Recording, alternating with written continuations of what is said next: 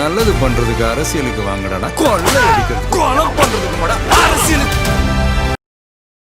ஒரு தயாரிப்பாளர் போய் கேட்கிறாரு, கேட்கறதுக்கு இல்லைங்க நான் அடுத்த படத்தில் நான் நடிக்கலைங்க அப்படின்னு சொல்றதுன்னு ஒன்று இருக்கு. இல்லைங்க நான் சினிமாவிட்டே விலகுறேங்கன்னு சொல்றதும் இருக்கு. அதை ஒரு தயாரிப்பாளர்கிட்ட வந்து த்ரிஷா சொல்லியிருப்பாங்களான்னு கொஞ்சம் யோசிச்சு பாருங்க. நேரடியாக அவங்க சொல்லணும், சார் படங்களில் நான் நடிக்க மாட்டேன் அப்படின்னு சொன்னாங்கன்னா அதை நம்ம நம்பலாம். அதை விட்டு சித்ரா லட்சுமணன் வந்து அவர் ஒரு யூடியூபரு, அவர் யூடியூப்ல வந்து பார்த்தீங்கன்னா வியூவர்ஸ் வரணுன்றதுக்காக கூட பேசலாம். சித்ரா லட்சுமணனுக்கு ஒரு தயாரிப்பாளர் சொன்னார், அந்த தயாரிப்பாளர் பேர் தெரியுமா? அதை நான் சொல்ல மாட்டேன். என்ன சார் இது? அதையும் நீங்க வந்து ஒரு கேள்வியா போறீங்கன்னா அப்போ நீங்க முடிவு பண்ணிட்டீங்க த்ரிஷா கெரியரை முடிக்கணும்.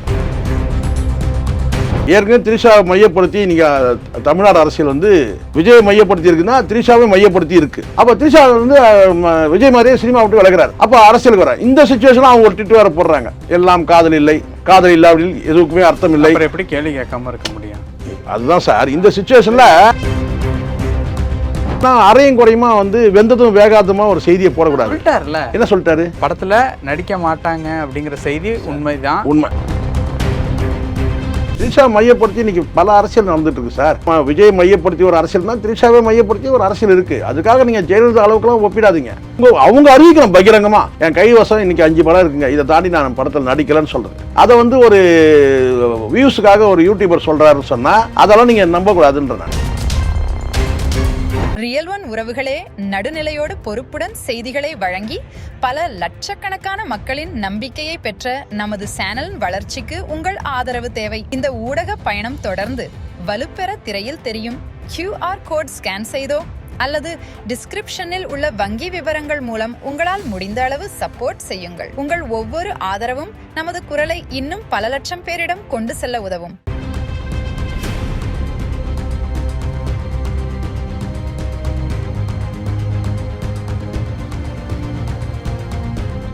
ரியல் ஒன் நேயர்களுக்கு வணக்கம். இன்று நம்மளுடைய நேர்காணலுக்கு டிஜிட்டல் ஜேர்னலிஸ்டான திரு சேகுவர் அவர்கள் இணைஞ்சிருக்காங்க. சார் வணக்கம். வணக்கம்.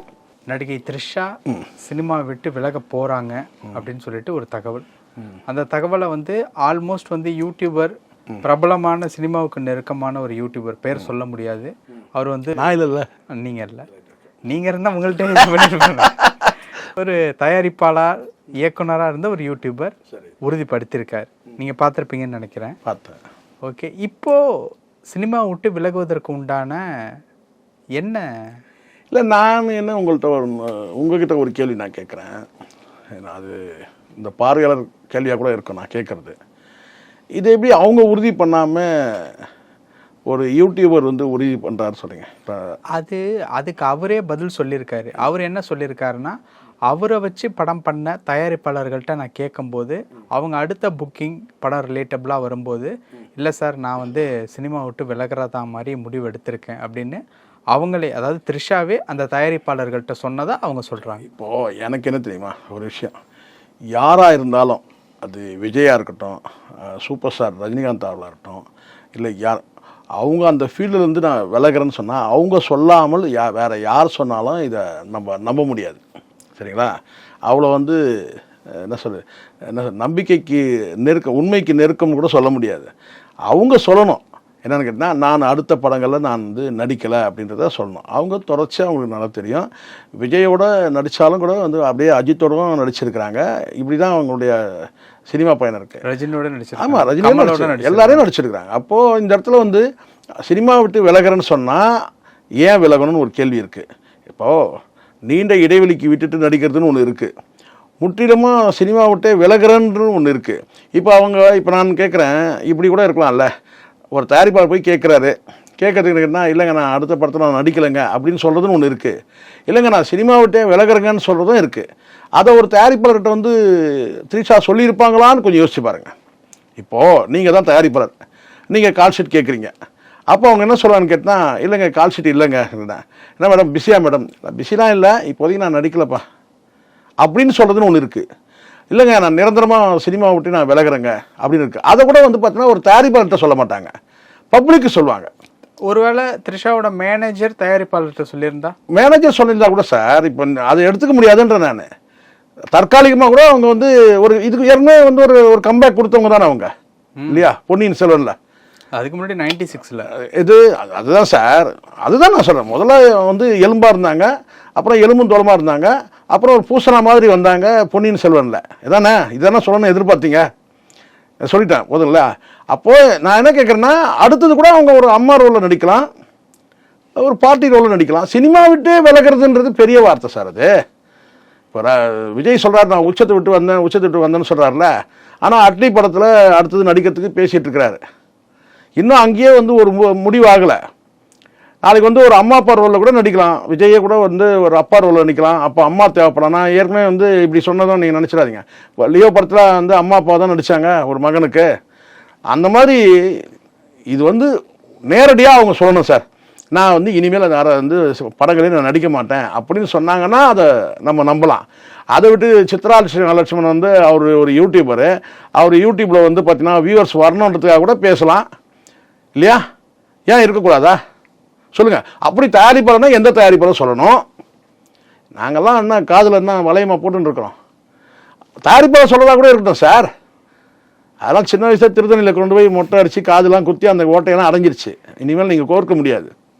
நான் என்ன சொல்கிறேன்னா, இது வந்து நேரடியாக அவங்க சொல்லணும். அப்படி இல்லை சித்ரா லட்சுமணன் சொல்கிறாருன்னா சித்ரா லட்சுமணன்கிட்ட நேரடியாக இவங்க சொல்லியிருக்கணும். இப்போ என்கிட்ட இப்போ சித்ரா லட்சுமணன் சொல்கிறாரு, நான் வந்து திரிஷா கிட்ட பேசும்போது திரிஷா வந்து ரொம்ப மன வருத்தத்தோடு சொன்னாங்க, நான் சினிமா விட்டு விளைக்கிறேன் சார் சொன்னால் பரவாயில்ல.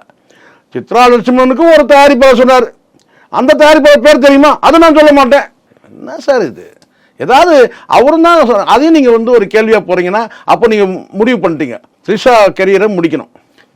இப்படி செய்தி வெளியானாக்கா அது என்ன? உங்கள் பிசினஸ் இன்னும் அதிக மக்களை சென்றடைய வேண்டுமா? இன்றைய டிஜிட்டல் உலகில் சரியான ப்ரமோஷன் தான் வெற்றியின் முதல் படி. தமிழகம் முழுவதும் பல லட்சக்கணக்கான பார்வையாளர்களை தினமும் சென்றடையும் ரியல் ஒன் யூடியூப் சேனல்களில் உங்கள் பிசினஸ் இனி எல்லோரும் அறியட்டும். குறைந்த செலவில் அதிக ரீச். உங்கள் பிராண்டுக்கு நம்பிக்கையும் வளர்ச்சியும் சேர்க்க இன்றே எங்களை தொடர்பு கொள்ளுங்கள். 9280087164. இல்லை அப்படி ஒரு செய்தி வெளியானா என்ன ஆகும்? என்னன்னு கேட்டிங்கன்னா, அடுத்த தயாரிப்பாளர் யாரும் போக மாட்டாங்க. அந்தம்மா சினிமா விட்டு விலகிறாங்களாம்ப்பா, இது அந்தம்மா சினிமா விட்டு விலகிறாங்களா, அப்படி ஒரு செய்தி போகும். இன்னொரு செய்தி என்ன ஆகும் தெரியுமா? இப்படி சொல்லும் போது என்ன ஆகுன்னு கேட்டிங்கன்னா, அப்போ அவங்க அரசியலுக்கு வரப்போகிறாங்களா? அடுத்தது ஏற்கனவே திரிஷா மையப்படுத்தி நீங்கள் தமிழ்நாடு அரசியல் வந்து விஜயை மையப்படுத்தி இருக்குன்னா திரிஷாவை மையப்படுத்தி இருக்கு, ஒரு பேசும் பொருளாக இருக்குது. அப்போ ஒருவேளை அரசியலுக்கு வராங்களா அவங்க? அப்படி ஒரு கேள்வி ஆகுது இல்லை? இப்போ சினிமா விட்டு விலகிறாங்கன்னா அப்போ அடுத்தது அரசியல் வர போகிறாங்க.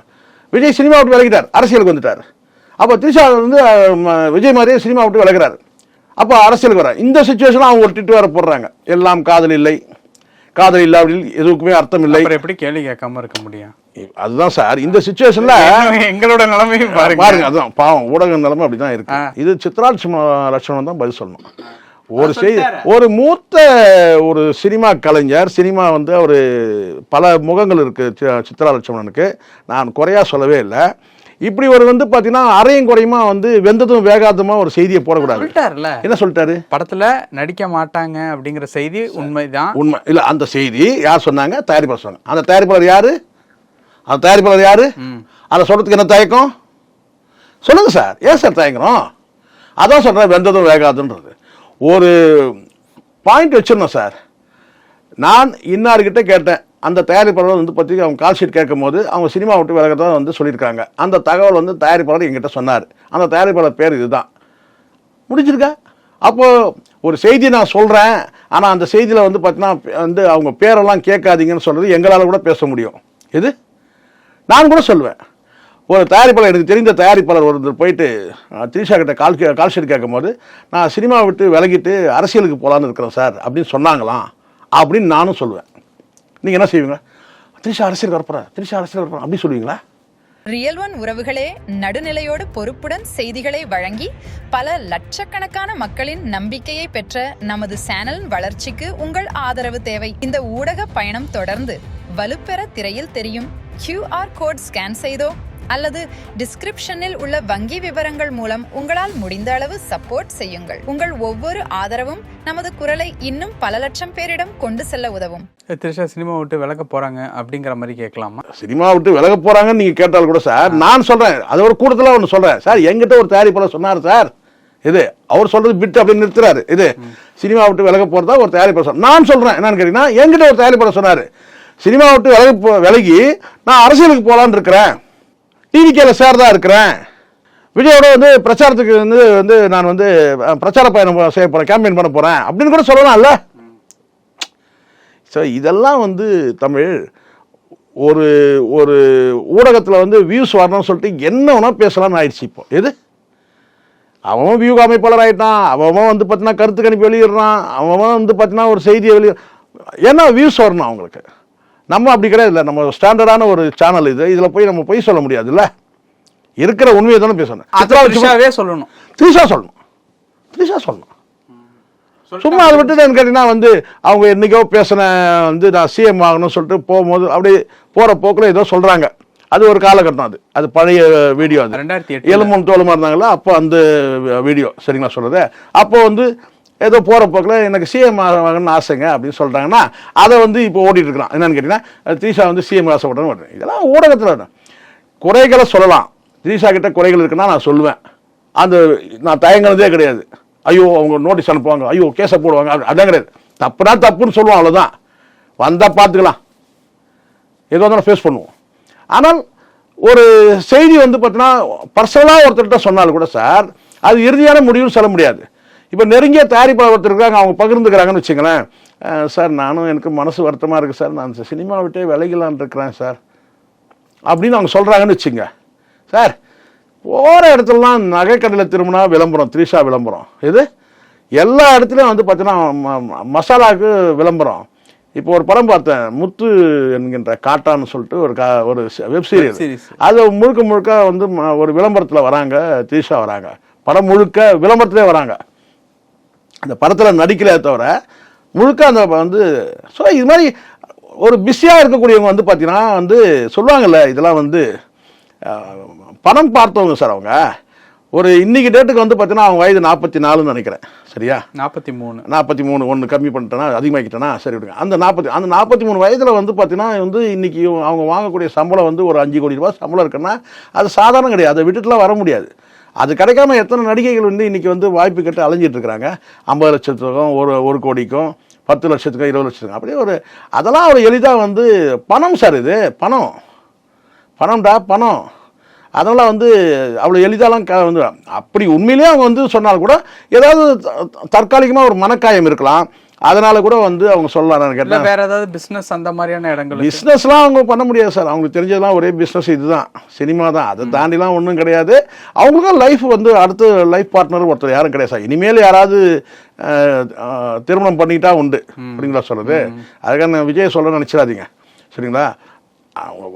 43 வயசாகிடுச்சு, ஏறக்குறைய வந்து ஒரு என்ன சொல்ற பாதி வயசாக கடந்துட்டாங்கல்ல இல்லையா? ஆயுட்காலத்தில் ஒரு 3/4 கடந்து போயிட்டுருக்காங்க. இப்போ சினிமாவில் நடித்தாலும் கூட பார்த்தீங்கன்னா அவங்களுக்கு ஒரு வேல்யூ இருக்குது. இன்றைக்கி டேட்டுக்கு வந்து அவங்க இந்த நடிகர்லாம் எங்கே போவாங்க நான் கேட்குறேன். இப்போது இந்த நடிகர் இப்போ விஜய் எடுத்துக்கோங்க, இப்போ அஜித்தே எடுத்துங்க, அஜித்தாக இருக்கட்டும் அல்லது வந்து மூத்த நடிகர்கள் இருக்கிறாங்க இல்லையா, ஒரு வயதை தாண்டி. நான் சொல்கிறது தனுஷ் கூட எடுத்துங்க, சிம்பு கூட எடுத்துங்க.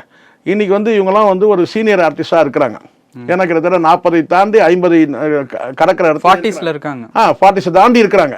40s தாண்டி இருக்கிறாங்க. ஒரு கிட்டத்தட்ட 50 கிட்ட நெருங்கிட்டு இருக்கிறாங்க. இப்போ இவங்களாம் யார் ஜோடி போட முடியும்? இந்த மாதிரி நடிகை தான் நீங்கள் எவ்வளோ நாளைக்கு நயன்தாராவே பார்த்துட்டு இருப்பீங்க? யோசிச்சு பாருங்க. இப்போ இவங்களாம் ரிட்டையர் ஆகிற கண்டிஷன் வந்துட்டாங்க. பாட்டியாகவே நடிச்சிட்டாங்க ராதிகா. அப்படி சொல்கிறது இனிமேல் அம்மாவாக நடிக்க முடியாது ராதிகா, பாட்டியாக தான் நடிக்க முடியும். அப்போ அந்த சைடு போது இப்போ இவங்கெல்லாம் வந்து நான் கேட்டேன்னா ஒரு அம்மா ரோல் நடிக்கணும்னா கூட ஒரு டீனேஜ் பையனுக்கு ஒரு அம்மா ரோல் நடிக்கணும்னா இவங்க தான் வரணும், வேறு ஆள் இல்லை சார். வேறு சினிமா, தமிழ் சினிமாவில் வேறு யார் இருக்கிறாங்க? மமிதா பைஜுவை கொண்டு வந்துட்டு நீங்கள் வந்து தனுஷுக்கு வந்து ஜோடியாக போட முடியாது சார். போட்டாங்கல்ல, வயசாகிட்டு இருக்குல்ல, அதனால தான் படம் அவுட் ஆகுறது காரணம். ஒரு ஏஜ் குரூப்புன்னு இருக்குல்ல, படங்கள் காலி. இப்போ சூர்யா வந்து பார்த்தீங்கன்னா வந்து மகளாக போட முடியும் மமிதா பைஜுவை, ஆனால் ஒரு படத்தில் இப்போ வந்து பார்த்தீங்கன்னா வந்து ஜோடியாகவே போட்டு வருது. இதெல்லாம் ஓடுமா? யோசிச்சு பாருங்கள். நீங்கள் சொல்லலாம் கதையில் நான் இது ட்விஸ்ட் வச்சுருக்கேன் அந்த ட்விஸ்ட் வச்சுருக்கேன்னு சொல்லலாம். ஆனால் ஒரு ஏஜ் குரூப்னு இருக்குது. அதை தாண்டி நீங்கள் என்ன விஷப்பரிச்சையில் இறங்குறீங்கன்னு அர்த்தம் காலி ஆகிடுவீங்க.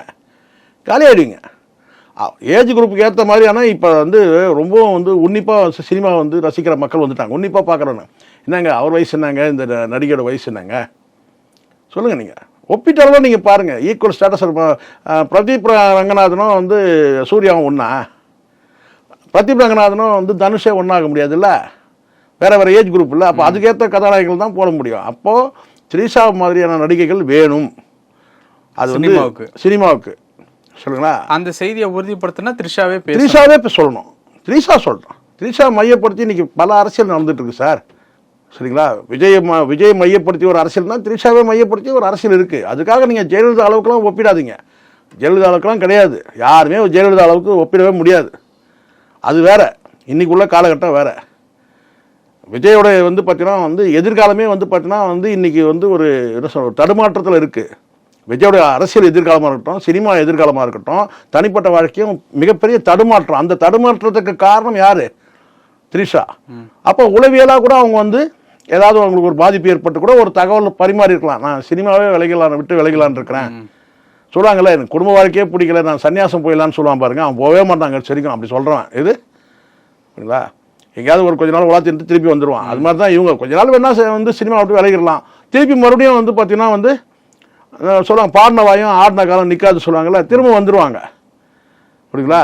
அதனால இதெல்லாம் வந்து இவங்க இப்படி வந்து சித்ராலட்சுமணன் சொல்றாருன்னா அதுக்கு முழுசா அவரே சொல்லிடணும். எந்த தயாரிப்பாளர் எப்போ சொன்னாரு, எது லாஸ்ட் படம், இப்போ எத்தனை படத்தில் அவங்க நடிச்சிட்டு இருக்காங்க நீங்க சொல்லுவீங்களா சார்? உங்களுக்கு தெரியுமா எத்தனை படத்தில் நடிச்சிட்டு இருக்காங்க? படங்கிறத தாண்டி பல மொழிகள்லையும் நடிச்சிட்டு இருக்காங்க. அதுதான் சார் நான் சொல்றேன். இங்க வந்து நீங்க அவங்க அறிவிக்கணும் பகிரங்கமா, என் கைவசம் இன்னைக்கு 5 படம் இருக்குங்க, இதை தாண்டி நான் படத்தில் நடிக்கலன்னு சொல்றது. அப்படியே சொல்றது. அதை வந்து ஒரு வியூஸுக்காக ஒரு யூடியூபர் சொல்றாருன்னு சொன்னா அதெல்லாம் நீங்க நம்பக்கூடாதுன்ற நான். சரிங்களா. அவர் பெரிய சீனியராக கூட இருக்கட்டும், சினிமாவே அவர் தான் வந்து கண்டுபிடிச்சராக கூட இருக்கட்டும். புரியுதா சொல்றது? நம்ம அது முக்கியம் கிடையாது. சொல்லக்கூடிய விஷயம் என்ன, ஆதாரத்தோட சொல்லுங்க. ஓகே சார், பல விஷயங்கள் பேசியிருக்கோம். நேரத்துக்கு ரொம்ப நன்றி சார். உங்கள் பிசினஸ் இன்னும் அதிக மக்களை சென்றடைய வேண்டுமா? இன்றைய டிஜிட்டல் உலகில் சரியான ப்ரமோஷன் தான் வெற்றியின் முதல் படி. தமிழகம் முழுவதும் பல லட்சக்கணக்கான பார்வையாளர்களை தினமும் சென்றடையும் ரியல் ஒன் யூடியூப் சேனல்களில் உங்கள் பிசினஸ் இனி எல்லோரும் அறியட்டும். குறைந்த செலவில் அதிக ரீச். உங்கள் பிராண்டுக்கு நம்பிக்கையும் வளர்ச்சியும் சேர்க்க இன்றே எங்களை தொடர்பு கொள்ளுங்கள். 9280087164.